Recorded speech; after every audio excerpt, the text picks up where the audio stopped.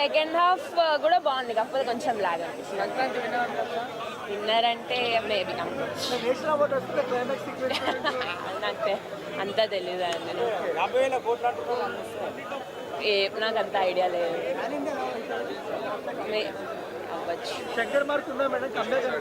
Comeback అనుకోవచ్చు, ఒక రకంలో అనుకోవచ్చు. బ్యాక్గ్రౌండ్ స్కోర్ బాగుంది, డాన్స్ సాంగ్సే కొంచెం డ్రాబ్యాక్ అనిపించింది.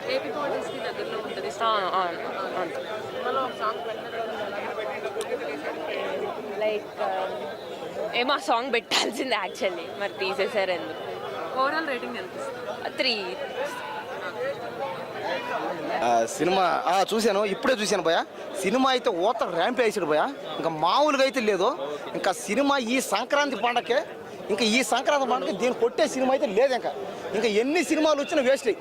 ఇంకా ఈ సినిమాలు భయ ఖచ్చితంగా ఈ సినిమా 50,000 కోట్లే కాదు, 1,00,000 కోట్లు కూడా దాటే ఛాన్సులు ఉన్నాయి. 1,00,000 కన్ఫామ్ అంతే.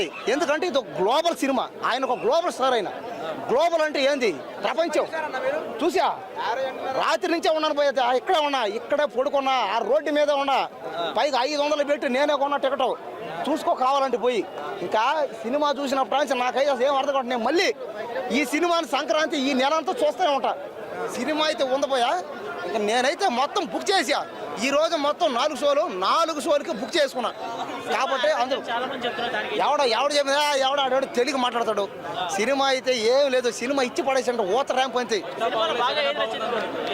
సినిమాలో అయితే 1, 2 కాదు భయ, అన్ని డ్యాన్సులు కానీ, ఫైట్లు కానీ, డైలాగులు కానీ. లేదు అబద్ధం. వినయ్ విజయరామలో ఏంటంటే హీరోయిన్ ఉంది అంతే. ఆ హీరోయిన్ పెట్టి తీసిన మాత్రం అది ఇది ఒకటైతే కాదు కదా. సినిమా అయితే చాలా బాగుంది. ఆడేవాడు తెలుగు మాట్లాడతాడు అంతే, తెలియని వాళ్ళు అలాగే మాట్లాడతారు అంతే. మాట్లాడేవాడు ఎన్నెన్నో మాట్లాడతాడు. కాబట్టి ఈ సినిమా ఏంది అన్ని హైలైట్ అయ్యి, డ్యాన్సులు కానీ, ఫైట్లు కానీ, యాక్టింగ్ కానీ, డైలాగ్ కానీ, రొమాన్స్లు కానీ. ఇంకా అబ్బా ఒక్కొక్క సీను మామూలుగా అయితే మాటలు కూడా అంతే. మొత్తం అసలు ఆ సినిమా హీరోనే హైలైట్. పైగా గ్లోబల్ స్టార్ అంటే చెప్పాను కదా.